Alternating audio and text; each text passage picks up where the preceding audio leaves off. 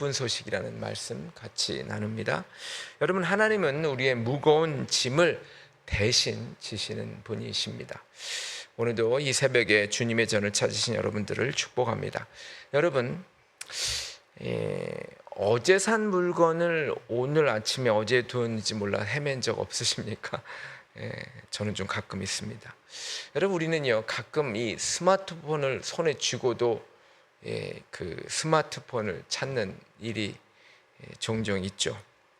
내 눈앞에 있는 것도 잊어버리는 것이 연약한 우리의 인간입니다. 참 다행스럽게도 우리 하나님은 한 번도, 아니 결코 우리 저와 여러분을 잊지 않으신다는 것, 여러분 우리는 기억해야 될 줄 믿습니다. 여러분, 우리가 이 삶의 무게에 눌릴 때도 우리 하나님은 여전히 우리를 위해서 일하고 계십니다. 마치 하나님이 우리를 잃어버렸었나 이렇게 생각하지만 절대 하나님은 우리를 잊지 않으신다는 거죠. 여러분, 오늘 본문은요 이 세상의 힘센 권력, 어떤 그런 것들이 위협할 때 우리 하나님은 어떻게 그들을 흩으시고 또한 우리에게는 평화를 주시나 하는 그런 내용입니다. 오늘 말씀 속에서 나를 위해 일하시는 그 하나님을 발견하고 마음의 평화를 얻는 시간 되시길 간절히 부탁을 드립니다. 첫 번째, 우리 하나님은요, 하나님은 대적을 온전히 멸하십니다. 오늘 여러분들이 이 말씀을 읽을 때 좀 헷갈려요. 왜 그러냐면 이 너가 나오고 계속 뭐 유다에게 얘기하는 건지 아수르에게 얘기하는 건지 좀 헷갈려요. 이 원어로 보면 좀 쉬운데 이 번역을, 우리는 이 번역본을 보는 것 아닙니까? 좀 헷갈리는데 한번 제가 구분해서 한번 읽어볼게요. 여기 너희, 9절에 너희는 이 아수르 사람들을 말합니다. 니느웨를 말하는 거죠. 너희는, 아수르 사람들은 여호와께 대하여 무엇을 꾀하느냐? 너희는 무엇을 꾀하느냐?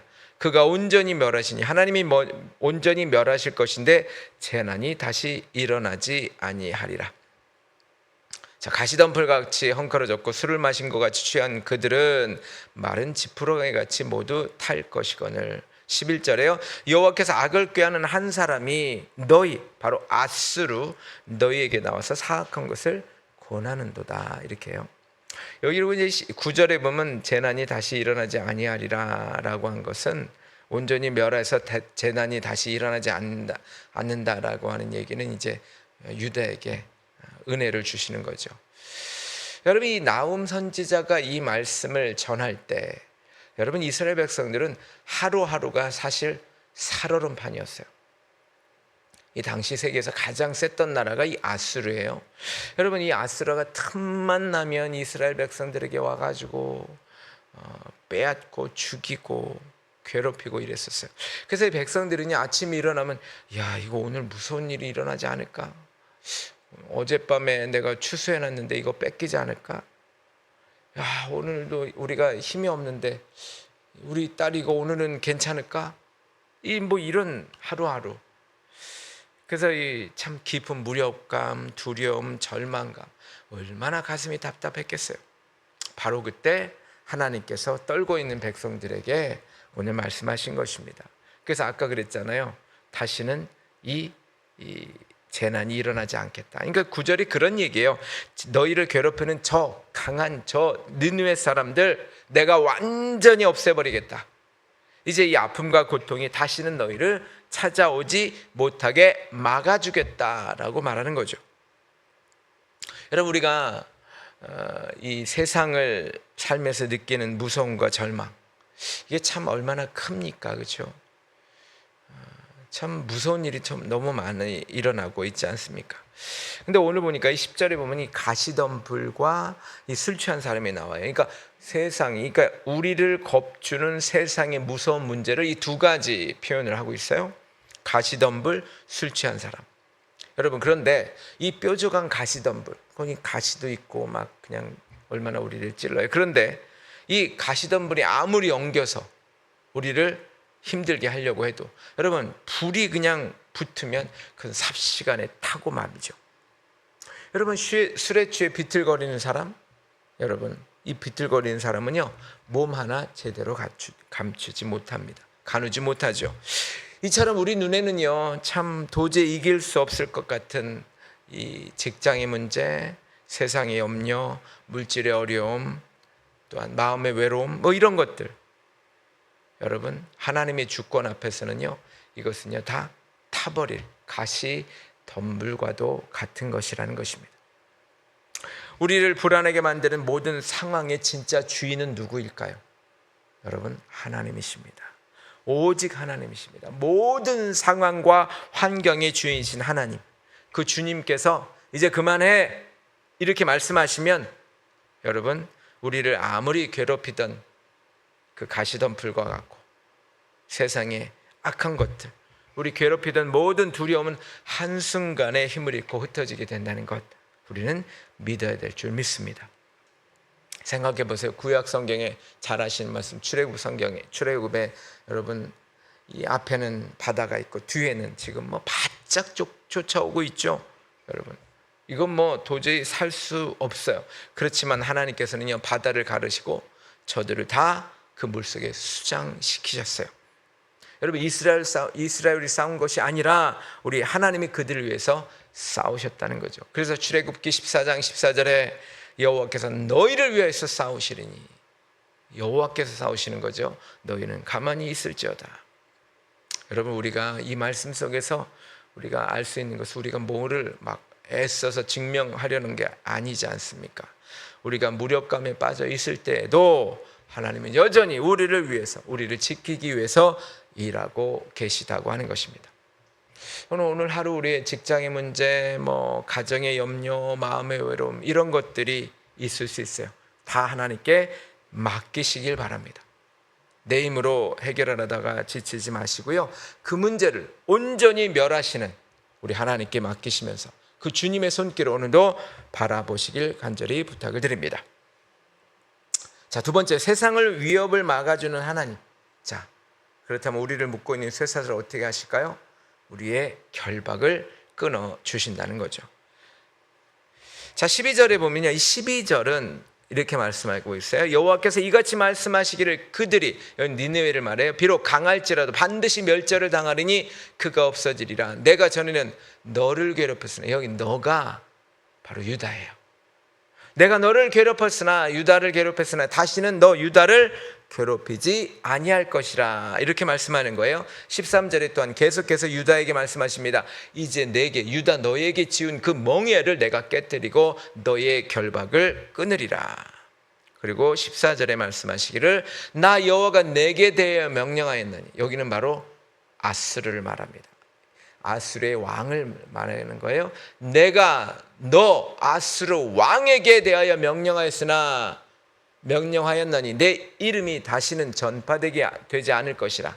내가 내 신들의 집에서 새긴 우상과 부은 우상을 멸절하여 내 무덤을 준비하리니 이는 내가 쓸모없게 되었습니다. 좀 헷갈리시죠? 원어는 좀 괜찮아요? 13절에 보면 바로 하나님은 떨고 있는 우리에게 부드럽게 말씀하시면서 강력한 목소리로 선포하는 거예요. 내가 너를 누르고 있던 그 무거운 나무 멍에, 그 나무 멍에를 부숴버리고 너를 꽁꽁 묶었던 그 쇠사슬을 이제 끊겠다. 이 결박을 끊다니, 이 결박은 쇠사슬이고요, 멍에는 당시에 나무 멍에를 말해요. 그 틀을 말해요. 사실 당시에 이스라엘 백성들은요, 이 아수르 때문에 그냥 목에는 무거운 나무 멍에, 또 이 발에는 이 작고 쇠사슬에 묶여서, 그래서 이 당시에 그 나무 멍에를 이렇게 하고 일을 했다고 그래요. 참 안타깝죠. 그리고 조금 더 이 반항을 하면 쇠사슬에 묶여서 어디도 못 가게 만들었다는 거죠. 여러분, 근데 이게 우리에게는 어떤 얘기일까요? 오늘날에도 우리에게는요, 이러한 보이지 않는 무거운 사슬이 참 많아요. 보이진 않지만 매달 매일매일 우리에게 다가오는 이 물질의 걱정들, 또한 도무지 앞이 보이지 않는 미래에 대한 불안감, 또 문득 찾아오는 저와 여러분의 그 부모로서, 또한 자녀로서, 성도로서 이 참 잘하고 있나라고 하는 어떤 무거운 책임감.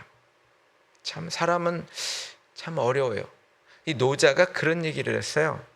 여러분, 우울한 사람은 과거에 있는 것이고, 불안한 사람은 미래에 있는 것이고, 평안한 사람은 현재 있다. 현재 있으시길 바랍니다. 여러분, 그래서 이런 모든 이 두려움, 책임과 이런 것들이 우리 마치 쇠사슬 같이 우리를 꼭꼭, 우리의 마음을 꼭꼭 묶고 있죠. 그래서 가슴이 답답하고 쉼도 얻지 못합니다. 그래서 참 여러 가지 이것을 해결해 보려고 이리 뛰고 저리 뜁니다. 그렇지만 참 우리는 무력해질 때가 많습니다. 참 다행인 것은 하나님은 우리가 묶여서 끙끙 앓고 있는 모습을 가만히 보고 있지 않는다는 거예요. 우리 하나님이 가만히 보고 있지 않는다는 것입니다.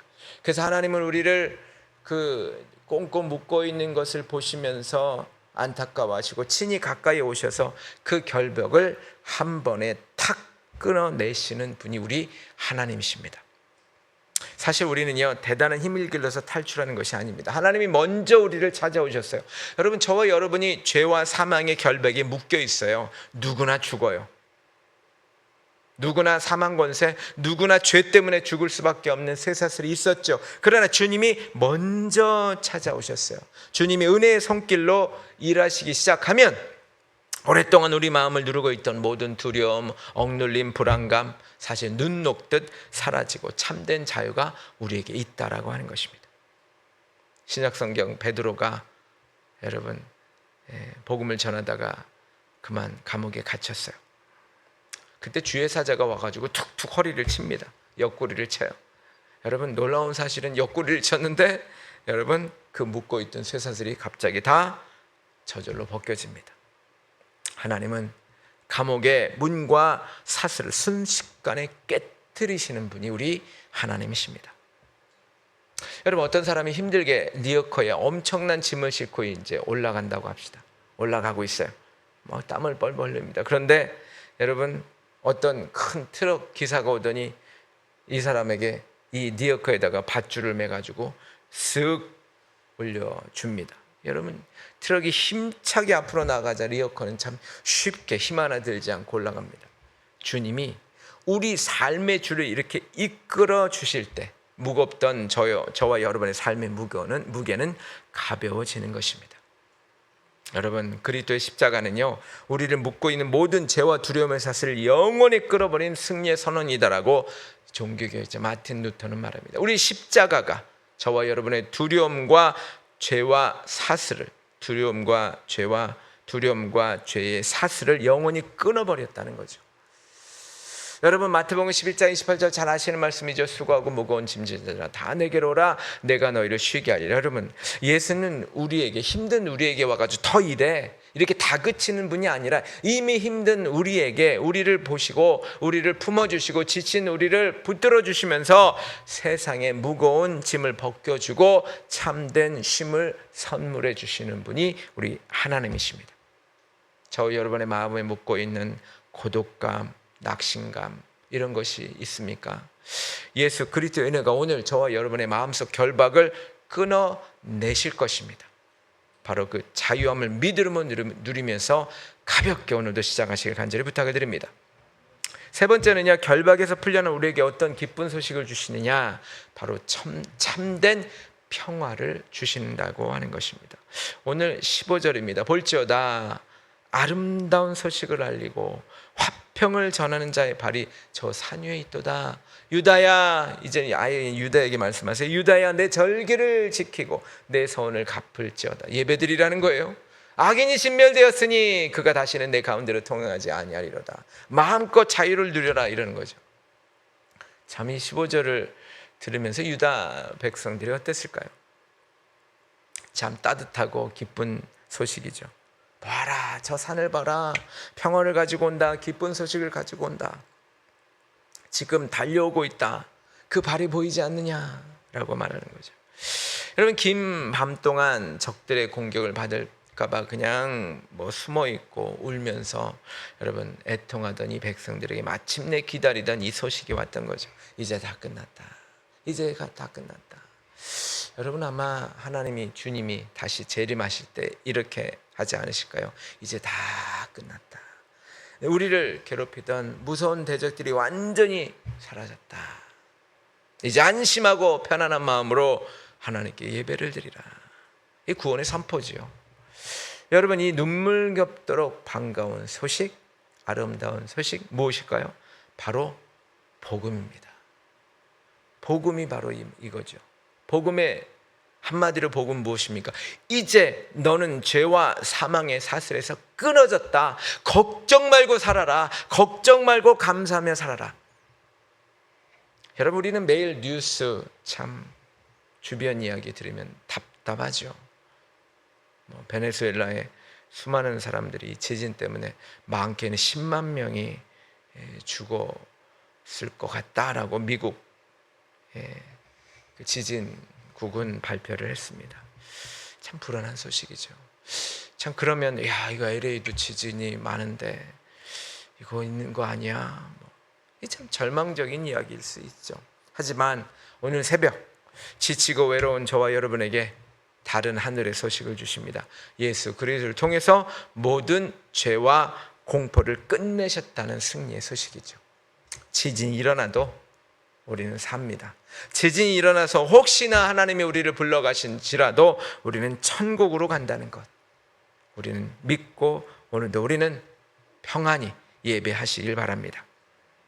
여러분, 하나님은 우리가 그저 그냥 이 세상에 살면서 두려움, 걱정 이런 거 벌벌 떨면서 평생 보내기를 원치 않으십니다. 그래서 거친 세상 한복판에도 결코 흔들리지 않은 하늘의 평화, 즉 화평을 우리에게 마음속에 가득 부어주시는 분이 바로 우리 주님이십니다.